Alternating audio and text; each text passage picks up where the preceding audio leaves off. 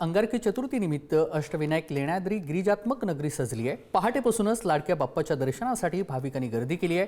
चतुर्थी निमित्त लाडक्या बाप्पाचा गाभारा आकर्षक अशा विविध रंगांनी फुलांनी सजवण्यात आला। लाडक्या बाप्पाला केळी आणि आंब्याचा महानैवेद्य देखील दाखवण्यात आलेला आहे।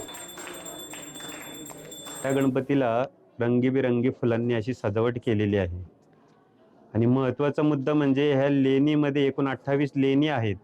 ह्या लेणी पुरातत्व विभागाच्या अंडर आहेत, पण याच्यामध्ये 7व्या नंबरच्या लेणीमध्ये गणेश लेणी म्हणून असं म्हटलं जाते। ह्या गणपतीची मूर्ती आहे।